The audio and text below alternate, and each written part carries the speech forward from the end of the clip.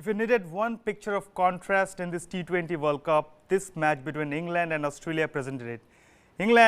Australia batting first, they scored 21 for 3 in the power play. It was the second lowest power play score in this World Cup. Compared to that, England, they scored 66 for 0 in the power play, the highest power play score in this T20 World Cup. And the result, they chased down Australia's 126-run target in just 11.4 overs. And with it, they have completed 3 wins in 3 matches, and they are well on their way to the T20 World Cup semi-finals. Hello and welcome to this special News 9 show. I am Abhishek Paul. With me is my colleague Rohit Bharadwaj, and today we are going to discuss this absolute domination by England over Australia. Rohit, I mean, it was a clinical show. I mean, England just gave no chance. Their bowlers bowled brilliantly, and then their batters, led by Jos Buttler, they just decimated the Australian bowling. Superb half century by Jos Buttler, 25 ball half century, and also he has the biggest margin of also getting that century, in the sense that it was a half century. 25 ball half century. Yeah. Like his is the highest average plus 6.5 for Jos Buttler among all the batsmen.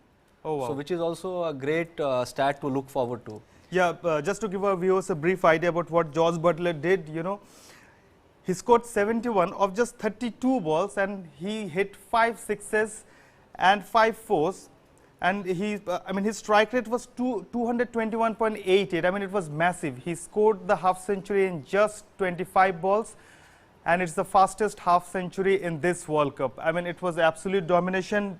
He gave the Australian pacers, the bowlers, clearly no chance.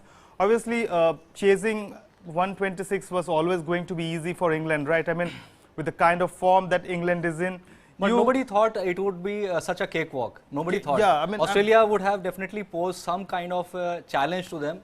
But this seemed total decimation here. Rohit, I'd just like to cut you short, because you had predicted before the World Cup began, amongst ourselves, we predicted our semi-finalists, potential semi-finalists for the World Cup, and Rohit predicted Australia.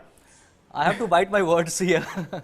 Definitely, I have to bite my words. I never thought that the Aaron Finch-led team would do so poorly here. Right.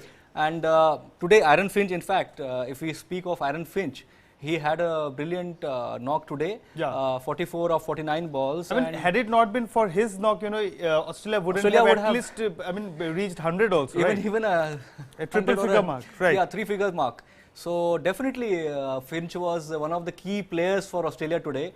But if you see the bowling of England, right, whether it is Chris Woakes, whether it is Chris Jordan. Yeah, let's start with England's bowling, you know, because 125 all out, you don't expect Australia with its batting that they have, right? I mean, David Warner, Aaron Finch, Steve Smith, Glenn Maxwell. I mean, it's a power-packed batting lineup, and then they just crumble, right? I mean, full credit to England bowlers. Yeah, definitely. Like they bowled well in the power play also. True. And they also bowled well in the death overs. So both places they bowled really well. Their strategy was up to the mark, and that showed basically in the match. And this was the 14th time in 15 matches in this T20 World Cup, the Super 12 stage, that the team that is chasing, that has won. You know, it is another indicator how T20 game has evolved. You know, now it's the chasers who are at an advantage. They have better idea. But full credit to England bowlers, because I mean, whatever may be the scenario, whatever due factor or whatever you say, I mean, bowling a team like 125, it requires a lot of skill, right? I mean, they defeated West Indies and Bangladesh coming into this match, England, but Australia was a different ball game, and they raised their game, right? Yeah, they played like, England played like the world's #1 team today. True.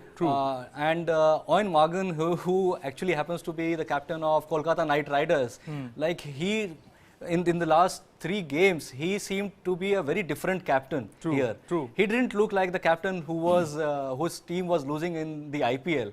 Here he was a different captain, strategizing it well, putting his bowlers to the fore, and also his batsmen were doing really well here. So England here played like the #1 team, and definitely they are the favorites, clear favorites to win the title. I mean, with the kind of bowling attack, you know, I mean, you possibly can't find any weakness, right? I mean, in this England team, I mean, bowling always all that. I mean, Today, the domination was such, I mean, while they were bowling, I mean, Moeen Ali, who has been their best bowler, he was not even used today, and yet Yeah. Australia were restricted to just 125. I'll just like to read out the bowling figures, the prominent bowling figures of England bowlers. Adil Rashid, the champion leg spinner, he gave only 19 runs in his 4 overs, he took 1 wicket. Chris Jordan gave only 17 in his 4 overs and took 3 wickets. Yeah. Liam Livingstone, he's a part-time leg spinner by the way, he gave only 15 runs of just 4 overs and took 1 wicket. I mean, how do you describe that, Rohit? You have covered UAE conditions, like even Indian captain Virat Kohli, they chose 4 spinners in the team, and every team has been speaking about using their spinners well in UAE conditions. True. And you can see how a number 1 side basically uses its spinners. Right. Even part-timers, for that example. Yeah. Adil Rashid, for example, the Yorkshire man, is coming as a huge surprise package. Nobody was actually putting him as one of the guys who will be at the forefront. Yeah. Moeen Everybody Ali was the more of the You're go-to right. bowler. You're And right. here Adil Rashid is also playing well, doing well for the team. So that sums up how England has been utilizing the spin-friendly pitches of UAE. And even the pacers, you know, today Chris Vokes, he was brilliant. I mean, he was getting those movements. He got the early breakthroughs. Yeah. I mean, at one point of time, in his first 3 overs, Chris Vokes gave just 7 runs. Had it not been for that, I think it was the 17th or 18th over where he gave away 20 runs, he would have been finished even, I mean, less than 6 per over. His economy would have been even Yep. 6 per over. I mean, I agree. it's just brilliant stats. And even Tymal Mills, I mean, he took 2 wickets. He was a bit costly. He gave 45 runs in 4 overs, but still, it's a complete package. But batting wise, I mean, do you think anything can be better than this England top order? I mean, on the other day, it was Jason Roy. You know, we all talked how Jason Roy has been a real game changer for England. And today it was Josh Butler. I mean, 32 balls, 71. Huge return to form basically for Josh Butler. True. In fact, Josh Butler didn't play so well even in the IPL. He skipped the second leg, yeah. Especially the Yeah, he skipped the second leg. So that ways, it's a total surprise to see Josh Butler being in such an attacking, aggressive form here in this match, especially. True. And Jason Roy also started off well. He started with a boundary, and the intent was clear from this England batting lineup that they are not going to leave anything unturned. True. Here.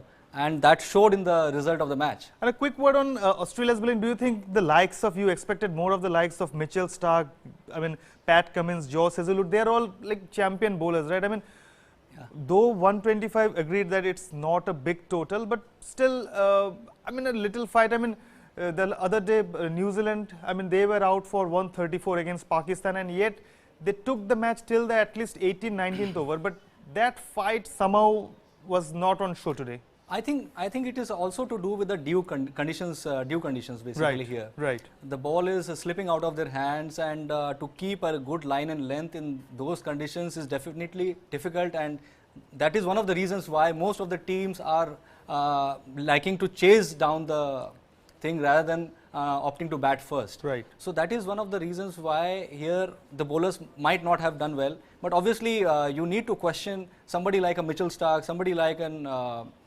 Pat Cummins, for that example. Yeah, at least some wickets. They are match winners. They are match winners. I mean, they are in this team to get those wickets, right? I mean, when Australia needed it, they were not there. and with this win, I mean, England, they are firmly on top of Group 1. They have 3 wins in 3 matches. Their run rate is brilliant. It's over. I mean, it's almost touching +4. South Africa, they had a great victory against Sri Lanka in the earlier match today. And they are placed 2nd, and Australia are placed 3rd. So practically, the match between South Africa and Australia, it will be a knockout for the 2nd semi-final spot from this thing. Yeah, one of them will basically be, if you pit them against Group 2, they will be the guys who will be, India will be eyeing one of the spots against them. Right. As of now. Yeah, I mean, before we sign off, you know, do you think, because I was seeing the social media trends, people have already started predicting that it will be an England versus Pakistan final with the way things are going. Do you support that claim, or do you support that opinion? Absolutely. I think nobody actually imagined this Pakistan side to actually do so well. despite knowing that they had a great pedigree in UAE conditions, but still nobody thought of this Pakistan team because they have not been playing so much of international cricket. They have been playing in the Pakistan Super League, they have been playing in various leagues, their players are playing in various leagues, Bangladesh Premier League or even CPL, but nobody gave them any iota of a chance before the World Cup. True. But now they are coming back so powerful. It's definitely one of the high sides of this T20 World Cup, where you see a team led by Babar Azam with the likes of all these guys in the Pakistan Mohammad team. Rizwan, Fakhar Zaman, everybody. Yeah. Fakhar Zaman. Asif Ali, for that example. Yeah, I mean, he came out of nowhere, right? I mean, out of question. Out of the question. You are actually short of words when you talk about Pakistan team, the way they have played so far. Definitely, it seems to be a Pakistan versus England final. Now, before we sign off, a quick word on the matches tomorrow. There's Afghanistan versus Namibia. Afghanistan, of course, they lost narrowly to Pakistan yesterday. As Asif Ali was the star, he hit 4 sixes. And the other big match, it's India versus New Zealand. It's a virtual shootout. If India lose, their chances of qualifying for the semi-final is almost over. Rohit, I mean, big match coming up tomorrow. Do or die condition. Do or die, do or die. Do or die basically for India. And basically nobody is giving two hoots about playing the minnows, whether it is Afghanistan, Scotland or Namibia. It's all about how you go against New Zealand. And toss will be a very crucial factor here. True. Our captain Virat Kohli has not had a great record he has an in winning tosses. Abysmal record in really bad tosses, record. Right. So I hope and pray that Virat wins the toss tomorrow and he chooses to field first and chase whatever. True. So Rohit is hoping here for India winning toss and then doing their magic. We'll cover that match live. For now, it's goodbye and good night.